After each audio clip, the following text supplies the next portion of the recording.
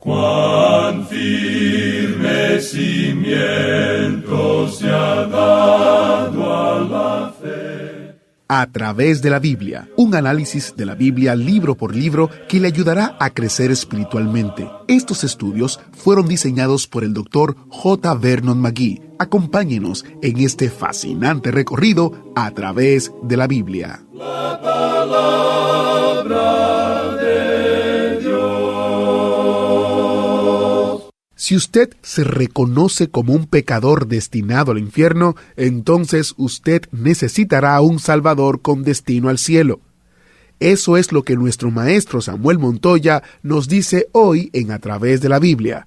Soy su anfitrión Heiel Ortiz, dándole la bienvenida a bordo del autobús bíblico mientras nuestro estudio en el Evangelio de Lucas continúa en los capítulos 13 y 14. De manera especial en el día de hoy, damos una bienvenida calurosa a los nuevos oyentes que recientemente se han unido a nosotros en nuestro autobús bíblico imaginario. Junto con el equipo internacional de A Través de la Biblia, digo bienvenidos a bordo a los oyentes que están subiéndose al autobús bíblico en Downey, California, en los Estados Unidos, escuchando la emisora en línea que se llama Comunidad Cuadrangular. También a los oyentes de la emisora en línea que se llama Frecuencia 3 en Colina, Santiago de Chile. Me da mucho gusto extenderles la bienvenida y un saludo afectuoso a todos nuestros nuevos compañeros junto con el equipo de las emisoras. Ahora vamos a orar y dedicarle este tiempo al Señor. Padre Celestial, pedimos entendimiento y sabiduría mientras oímos tu palabra. Hazla viva y activa en nuestras vidas. En el nombre de nuestro Señor Jesucristo oramos. Amén. Ahora iniciamos nuestro recorrido bíblico de hoy con las enseñanzas del Dr. McGee en la voz de nuestro hermano Samuel Montoya. Continuamos hoy, amigo oyente, nuestro recorrido por el Evangelio según San Lucas. En nuestro estudio de hoy comenzaremos leyendo los versículos 18 y 19 de este capítulo 13 de este Evangelio de San Lucas, donde nuestro Señor Jesucristo continúa hablando y nos presenta la parábola de la semilla de mostaza. Leamos entonces estos versículos. Y dijo, ¿a qué es semejante el reino de Dios y con qué lo compararé? Es semejante al grano de mostaza que un hombre tomó y sembró en su huerto, y creció y se hizo árbol grande, y las aves del cielo anidaron en sus ramas. La semilla de mostaza simboliza lo que algunos llaman la iglesia visible, con sus organizaciones y sus denominaciones multiplicadas. La semilla de mostaza normalmente es una hierba y cuando más un arbusto, pero no un árbol. Y esto es lo que pasa en la iglesia. En lugar de darle un segundo plano a sus organizaciones, hay realmente un crecimiento anormal que ha sido demasiado grande y rápido. Han perdido su verdadero carácter y razón de ser y han llegado a ser demasiado grandes. Las aves son la clave de esta parábola. Representan al diablo, quien está activo en medio de la cristiandad e inclusive en muchas de las llamadas iglesias. Ahora leamos los versículos 20 y 21 donde encontramos la parábola de la levadura. Y volvió a decir, ¿a qué compararé el reino de Dios? Es semejante a la levadura que una mujer tomó y escondió en 3 medidas de harina hasta que todo hubo fermentado. Tal como lo hemos dicho en estudios anteriores, la levadura no representa al Evangelio, sino un principio de maldad. La levadura nunca significa algo bueno en la Biblia. La palabra levadura ocurre unas 98 veces en la Biblia, unas 75 veces en el Antiguo Testamento y unas 23 veces en el Nuevo Testamento. Siempre se usa en un sentido malo. Dice, por ejemplo, en Éxodo 12:15, 7 días comeréis panes sin levadura, y así el primer día haréis que no haya levadura en vuestras casas, porque cualquiera que comiere leudado, desde el primer día hasta el 7º, será cortado de Israel. Y ahora pasemos al versículo 22 de este capítulo 13 de Lucas. Pasaba Jesús por ciudades y aldeas enseñando y encaminándose a Jerusalén. Jesús se encamina a Jerusalén. Lucas ya nos ha dicho allá en el capítulo 9, versículo 51, que cuando se cumplió el tiempo en que él había de ser recibido arriba, afirmó su rostro para ir a Jerusalén. Avanza prontamente hacia la cruz. Este iba a ser el último viaje del Salvador. Y luego tenemos la parábola de la puerta estrecha y el lamento de Jesús sobre Jerusalén, que solo leeremos sin comentarios, ya que tratamos estos dos pasajes al estudiar los pasajes paralelos en el Evangelio según San Mateo. Leamos desde el versículo 23 hasta el 30 de Lucas capítulo 13. Y alguien le dijo, Señor, ¿son pocos los que se salvan? Y él les dijo, Esforzaos a entrar por la puerta angosta, porque os digo que muchos procurarán entrar y no podrán. Después que el padre de familia se haya levantado y cerrado la puerta, y estando fuera empecéis a llamar a la puerta diciendo, Señor, Señor, ábrenos, él respondiendo os dirá, no sé de dónde sois. Entonces comenzaréis a decir, delante de ti hemos comido y bebido, y en nuestras plazas enseñaste. Pero os dirá, os digo que no sé de dónde sois. Apartaos de mí todos vosotros, hacedores de maldad. Allí será el llanto y el crujir de dientes, cuando veáis a Abraham, a Isaac, a Jacob y a todos los profetas en el reino de Dios, y vosotros estéis excluidos. Porque vendrán del oriente y del occidente, del norte y del sur, y se sentarán a la mesa en el reino de Dios. Y aquí hay postreros que serán primeros, y primeros que serán postreros. Y acercándonos al final de este capítulo 13 de Lucas, escuchemos a Jesús confirmar una vez más su determinación de ir a Jerusalén. Leamos entonces los versículos 31 al 33, que dicen, Aquel mismo día llegaron unos fariseos diciéndole, Sal y vete de aquí, porque Herodes te quiere matar. Y les dijo, Id y decid a aquella zorra, He aquí echo fuera demonios y hago curaciones hoy y mañana, y al tercer día termino mi obra. Sin embargo, es necesario que hoy y mañana y pasado mañana siga mi camino, porque no es posible que un profeta muera fuera de Jerusalén. Luego, en el versículo 34, comienza el lamento de Jesús sobre Jerusalén hasta el versículo final de este capítulo 13 de Lucas. Jerusalén, Jerusalén, que matas a los profetas y apedreas a los que te son enviados. ¿Cuántas veces quise juntar a tus hijos como la gallina a sus polluelos debajo de sus alas, y no quisiste?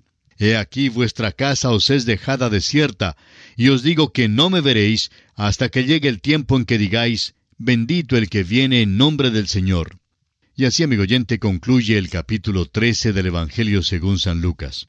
Y pasamos ahora al capítulo 14. En este capítulo encontramos que Cristo sana a un hidrópico en el día de reposo. Enseña la humildad y el agasajar a los pobres. Da la parábola de la gran cena.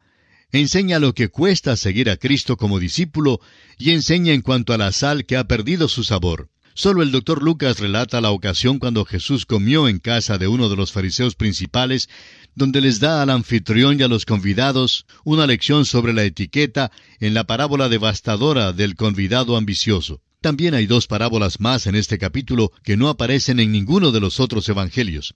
Son la edificación de una torre y la de un rey preparándose para hacer guerra. En este capítulo 14, Jesús cena de nuevo. Ya hemos visto un caso cuando Jesús cenó en casa de un fariseo. Allí una prostituta ungió sus pies. Había allí dos ejemplos extremos de la raza humana. El uno era fariseo y ella era prostituta. Él se consideraba de lo más elevado en su moralidad, mientras que ella había estado en las profundidades de la inmoralidad. Él era producto de la religión, mientras ella era producto de la vida del vicio. El fariseo se sentó mientras que ella permaneció en pie. El fariseo estaba ofendido por la presencia de esta prostituta y ella está turbada. Él es crítico y ella siente desdén hacia él. Ella llora, él se siente superior y ella se siente inferior. Él es del alto rango de la sociedad, pero ella es del rango bajo. Él representa lo mejor, pero ella representa lo peor. Él era famoso, pero ella tenía mala fama. Él procedía de la mejor parte del pueblo, pero ella vino del barrio pobre. Sobre el nivel moral, él es mejor que esta mujer, y ninguno que lee esta historia dudará eso. El Señor, sin embargo, le perdonó mucho a ella. A quien le perdona mucho, ese amará mucho al Señor. La medida de su salvación, amigo oyente, es la medida de su pecado. Lo que usted piensa en cuanto a Cristo es lo que piensa de sí mismo como pecador. Si usted es un pecador pequeño, entonces necesita de un Salvador pequeño. Pero si usted se reconoce como un pecador destinado al infierno, entonces necesitará un Salvador con destino al cielo. Bueno, Jesús cena de nuevo y esta vez nos vamos a gozar. Leamos el primer versículo de este capítulo 14 de Lucas. Aconteció un día de reposo que, habiendo entrado para comer en casa de un gobernante que era fariseo, éstos le acechaban. Tenemos que confesar que si un fariseo nos hubiera convidado a cenar en el día de reposo, hubiéramos rehusado ir. Este fariseo solo quería espiar al Señor. Este primer versículo provee el medio ambiente, el tono y el color de la situación. Fue el preludio antes de la cena lo que causó la tensión. Ahora el versículo 2 dice, «Y he aquí estaba delante de él un hombre hidrópico». Una trampa había sido puesta para atrapar al Señor. Creemos que este hombre había sido colocado allí premeditadamente para atrapar al Señor. Pero fíjese usted lo que el Señor hace. Leamos el versículo 3 y la primera parte del versículo 4 de este capítulo 14 de Lucas. Entonces Jesús habló a los intérpretes de la ley y a los fariseos, diciendo, ¿es lícito sanar en el día de reposo? Mas ellos callaron. El Señor hizo una pregunta primero, pero ellos tuvieron miedo de responderle. Continuemos leyendo parte del versículo 4, como también el versículo 5. Y él, tomándole, le sanó y le despidió. Y dirigiéndose a ellos dijo, ¿quién de vosotros, si su asno o su buey cae en algún pozo, no lo sacará inmediatamente, aunque sea en día de reposo? Si alguno de esos pícaros en la presencia del Señor tuviera el neumático desinflado en el día de reposo, de seguro que lo habría compuesto y el Señor lo sabía. Ahora el versículo 6 dice, y no le podían replicar a estas cosas. Este problema, pues, ha causado ya una situación algo tensa para la cena. Avancemos algo más, leyendo los versículos 7 y 8 de Lucas capítulo 14. Observando cómo escogían los primeros asientos a la mesa, refirió a los convidados una parábola, diciéndoles, «Cuando fueres convidado por alguno a bodas, no te sientes en el primer lugar, no sea que otro más distinguido que tú esté convidado por él». Esta escena es muy rica. En aquel entonces no ponían tarjetas con los nombres de los invitados en la mesa. Las tarjetas deben haberse originado por alguna dama anfitriona que quiso proteger sus muebles, porque si usted no pone tarjetas en la mesa, pues habrá un tropel grande para tratar de obtener los mejores asientos. En esta ocasión, pues, cuando nuestro Señor cenó en la casa del fariseo, no había tarjetas. Cada uno de estos pícaros presentes habían criticado al Señor Jesucristo, y cuando llegó la hora de la cena, cada uno corrió hacia el primer asiento. En aquellos días había 4 asientos principales en la mesa. El primer asiento era de rango superior al cuarto asiento principal. Y todos querían sentarse en el primer asiento, pero es obvio que todos no podían sentarse allí. Esta parábola revela, pues, 2 cosas. Primero, a los ricos les faltó la urbanidad. Y en segundo lugar, Cristo reprendió sus malos modales en la mesa. Cuando la cocinera anunció, «a la mesa», todos corrieron enseguida a la mesa. La mesa en aquel entonces era un mueble muy bajo y todos se recostaban a su alrededor. En cada lado había 3 lugares donde se podía recostar. En una situación así, era el segundo asiento, o sea, el que ocupaba el lugar central, el que constituía el lugar de honor. En otras palabras, habría los asientos número 1, número 2 y número 3 en un lado, en el lado que consideraríamos como la cabeza de la mesa. El asiento número 2 sería, pues, el lugar de mayor honor. Al otro lado de la mesa habría los asientos número 4, número 5 y número 6. Y entre estos, el número 5 sería el lugar de honor. Siguiendo la mesa al otro lado, hay los asientos número 7, número 8 y número 9. Y allí el puesto número 8 sería el lugar de honor. Y por fin, al cuarto lado de la mesa, el número 11 sería el lugar de honor. Es comprensible que algunos de estos viejos fariseos no pudieran moverse tan rápido como lo hacían algunos de los fariseos más jóvenes. Así pues, cuando la cocinera anunció «a la mesa», el viejo, el que se había acercado lo más cerca posible a la parte donde comían, corrió para recostarse en el asiento número 2. Pero uno de los fariseos más jóvenes llegó antes que él y por tanto se volvió rápido para tratar de alcanzar el asiento número 5. De nuevo llegó demasiado tarde porque alguien ya estaba allí. Así que con prisa trató de llegar al número 8, pero tampoco llegó a tiempo. casi sin aliento, volvió para correr al asiento número 11 y llegó a tiempo. Este era un lugar bajo, pero todavía tenía un lugar de honor. Y así se recostó allí casi sin aliento. ¿Puede usted imaginarse, amigo oyente, lo cómico que debe haber sido observar a estos hombres corriendo lo más rápido posible para tratar de llegar a los lugares de honor? Ahora leamos los versículos 9 y 10 de Lucas capítulo 14. Y viniendo el que te convidó a ti y a él, te diga, da lugar a éste, y entonces comiences con vergüenza a ocupar el último lugar. Mas cuando fueres convidado, ve y siéntate en el último lugar, para que cuando venga el que te convidó te diga, amigo, sube más arriba. Entonces tendrás gloria delante de los que se sientan contigo a la mesa. El Señor Jesús le dijo a este grupo que cuando uno es convidado a una cena, no se debe lanzar hacia el lugar de honor. El anfitrión puede estar pensando en otra persona para sentarse en el lugar en que uno se ha sentado, y entonces tendrá que venir y decirle, tenga la bondad de pararse e ir a otro puesto más bajo. Aquí se va a sentar otro.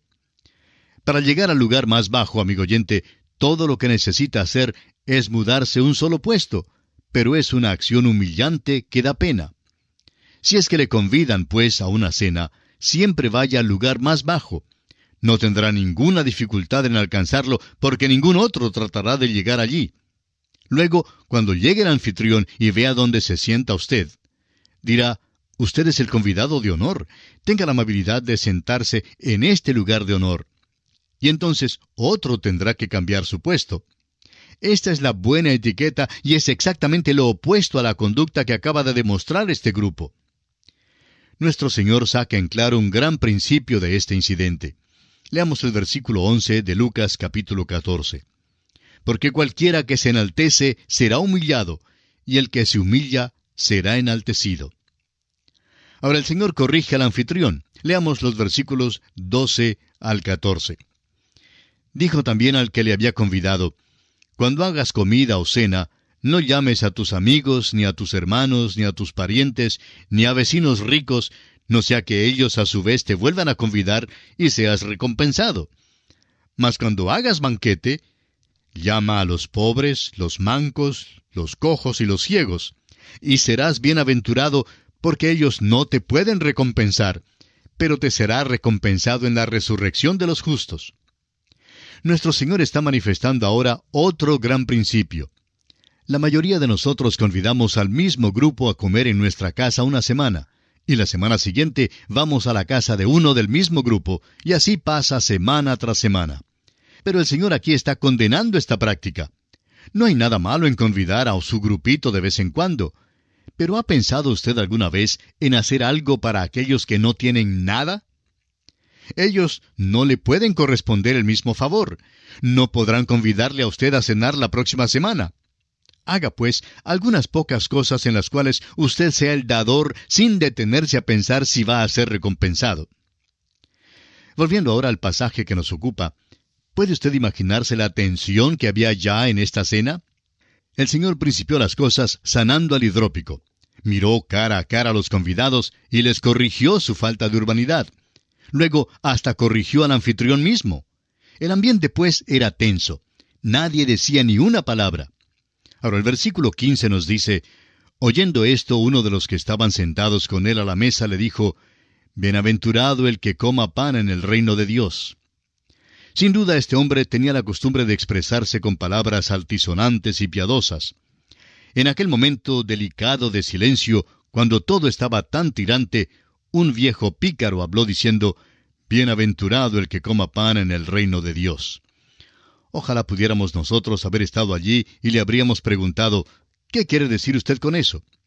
Dudamos que pudiera habernos dicho lo que realmente quería decir. Su declaración no fue nada más que una piadosa frase ya gastada.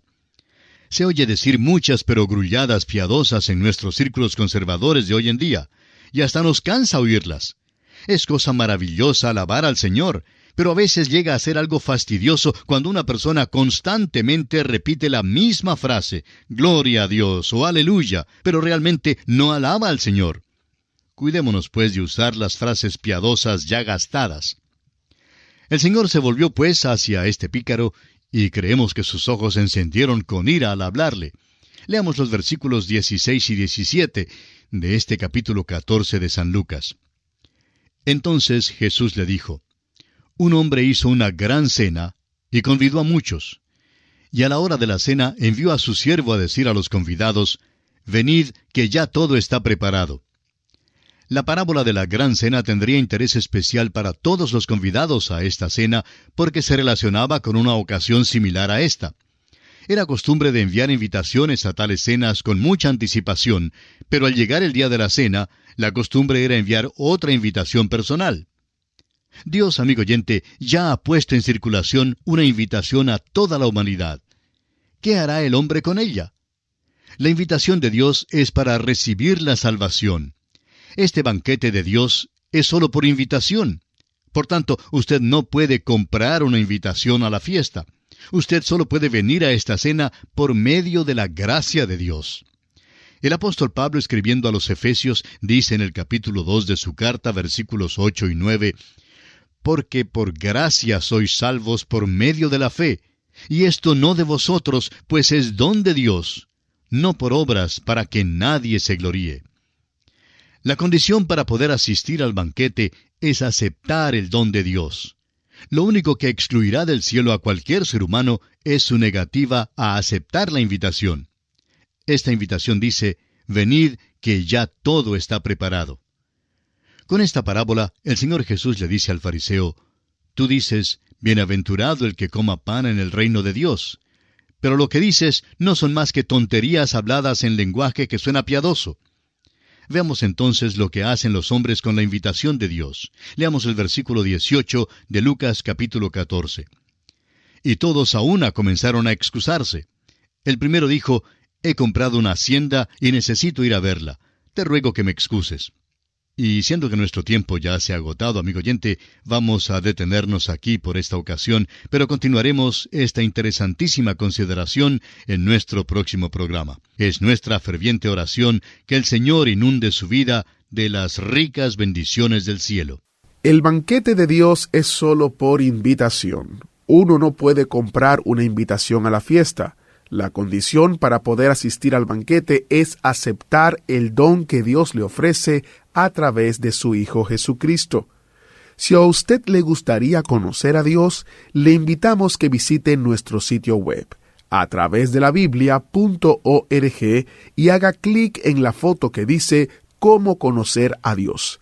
Allí usted encontrará recursos disponibles para descargas que le ayudarán a entender los temas esenciales para conocer a Dios y aceptar esa maravillosa invitación.